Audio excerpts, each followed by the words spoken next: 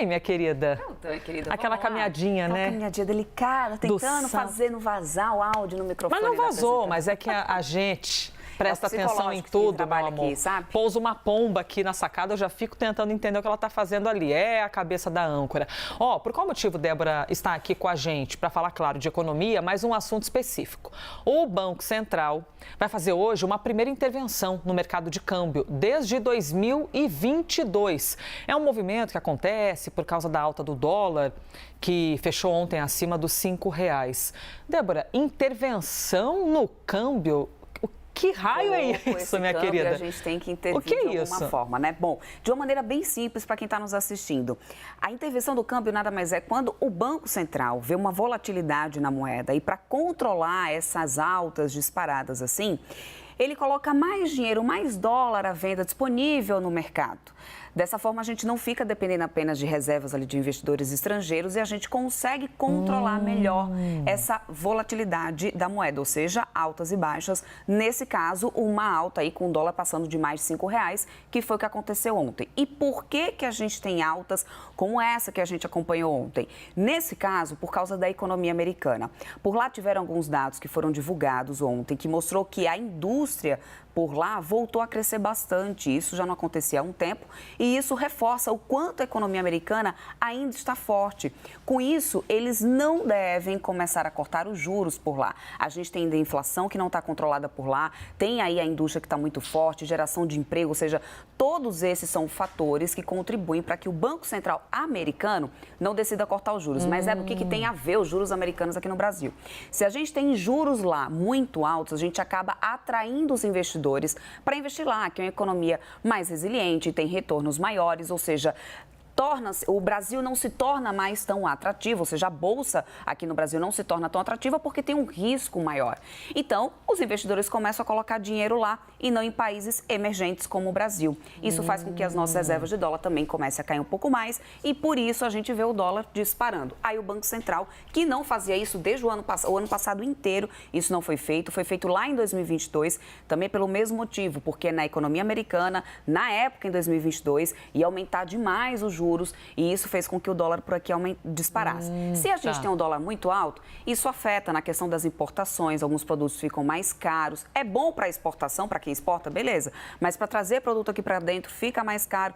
Outros fatores que acabam influindo e que pode também impactar na inflação, ou seja, aquela engrenagem da economia. Então, o Banco Central deve efetuar, colocar mais 20 mil contratos aí em negociação de dólar, por volta de meio disso deve acontecer. Isso já está impactando, Elisa, o dólar nesse momento cai levemente, por enquanto eu estou acompanhando aqui a movimentação desse câmbio, a ideia é não fazer o câmbio operar tão mais alto do que R$5. Nossa Senhora, que complicado, meu Deus. Ainda bem que a Débora está aqui explicando pra gente essas decisões, tentando não sei o quê. Esses economês da vida. Né? De um tal do título que vence não sei que dia. Leilão e aí, de swap. Como é que a pessoa chega lá para... É assim que gente, chama, que nome né? chique. Leilão de swap é o que o Banco Central faz. É quando coloca esses 20 mil contratos que serão colocados em leilão hoje aí. Querida? Traduzindo tudo que eu falei, Alice, você está chegando agora na programação, volta um pouquinho para você. Você também dá aula particular? Necessitamos. O presidente do Senado, Rodrigo Pacheco, decidiu, tem mais esse assunto, manter a desoneração da folha. Nossa, como a gente falou, se pegar no replay do live, 55 vezes a gente já falou esse nome, desoneração da folha. E agora Rodrigo Pacheco decidiu manter essa desoneração da folha aos municípios com até 156 mil habitantes. Essa decisão pegou os integrantes do Ministério da Fazenda de surpresa. O que significa isso, essa desoneração nesses municípios? Como é que está a repercussão nesse bastidor? A gente sabe que a desoneração já tinha sido aprovada no final do ano passado pelo Congresso, tanto para municípios como para 17 setores, ainda tinha aquela questão do PS, que são os benefícios para o setor de eventos. No final do ano, o governo ele não sancionou essa decisão do Congresso, colocou ali uma MP decidindo ali na canetada revogar essa decisão do Congresso.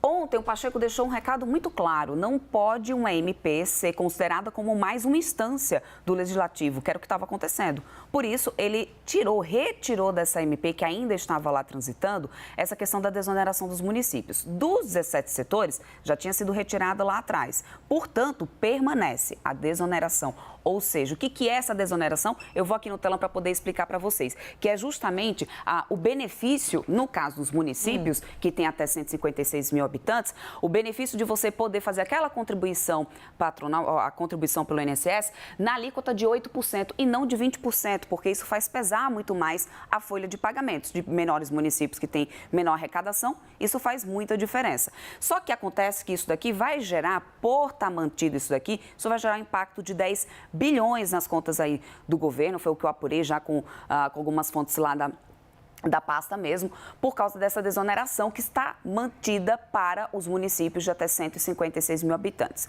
O que ainda permanece por mais 60 dias na frente via medida provisória, portanto, a partir de agora, as empresas do setor de eventos já começam a ter que deduzir com todos os impostos ali nos seus pagamentos. Setor de eventos aqui volta então a pagar esses impostos. Por quê? Porque aí ainda existe muitas discussões envolvidas, a qualidade do benefício, se tem empresas que já foram beneficiadas e que porventura, que já foram recuperadas e que porventura ainda estão tendo acesso ao benefício, o que no final gera muita insegurança jurídica. E a gente pode ver a partir de agora empresas desses setores judicializando essa questão. Esse é um ponto. Voltando ali um pouco para a reação da Fazenda, foi o que eu me preocupei em saber, porque no final eu sei que já estava tendo muita negociação em relação a isso. E o que foi me dito, de acordo com algumas fontes, é que o Ministério da Fazenda tem uma agenda econômica e essa agenda ela vai ser seguida. Disse, inclusive, que essa medida da desoneração ali da folha, ou no caso da reoneração, se os municípios voltassem a pagar uma alíquota maior, ela era uma medida extra-orçamento, ou seja, não faz parte ali da peça orçamentária que foi enviada pelos parlamentares em relação ao orçamento. Ou seja, é uma coisa extra, mas ali eles vão continuar ainda com a agenda econômica. Não era esperado isso agora, por causa das negociações, mas segue então a gente observando o que vai dar daqui para frente, porque o que o parlamento quer, o que o Congresso e o Senado eles querem, que tudo seja discutido através de uma PL, de um projeto de lei, e não na canetada ali no MP. Eita, que vai arder esse negócio todo. Débora, obrigada, hein, pelas explicações pra gente aqui no Live CNN.